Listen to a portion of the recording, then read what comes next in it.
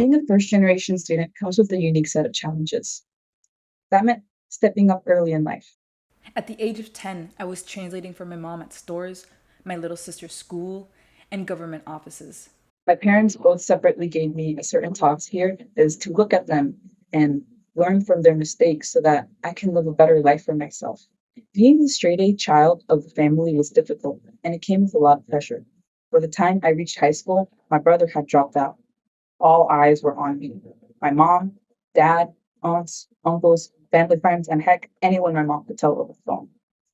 Being the first in my family to graduate from high school was both exciting and a little terrifying. I had nobody to guide me through the process of applying for college, no family member, no guidance, and I just didn't know where to look for it. I didn't even know what FAFSA stood for at the time before I just applied.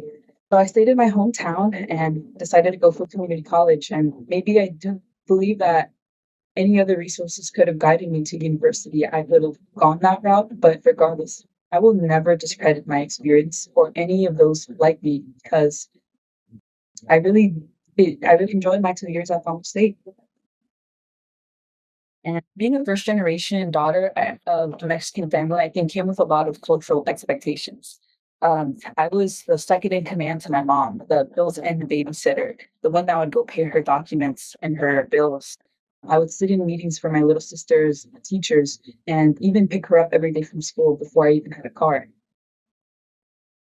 And still, I would say my mom supported me in any way that she could. So balancing my family life, my academic life, and my finances probably been one of the biggest challenges for me. I gained a lot of experience and strength from it, and it really did feel worth it the moment that I received my acceptance letter from University of Central Florida. My tuition has always been my responsibility, but now living in a new city, I have to now look for my own rent, food, internet, and etc.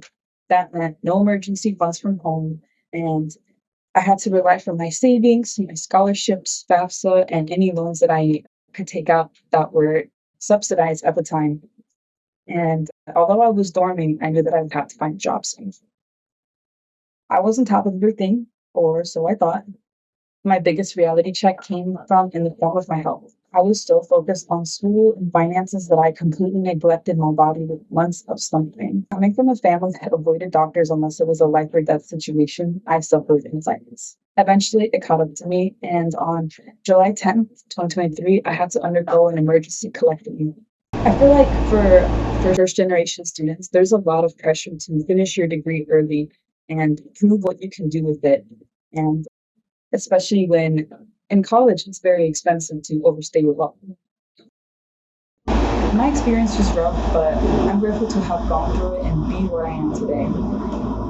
Academically, I've been more resilient than I ever thought. I learned how to be disciplined, how to manage my time, and how to judge multiple responsibilities in a more healthy way. I become resourceful when financial aid forms were confusing, when paperwork seemed impossible, and when I needed extension but couldn't figure out how to ask. I figured it out. I learned how to advocate for myself, like to speak up when I need help, and to not be afraid to take up space. I've also become incredibly adaptable.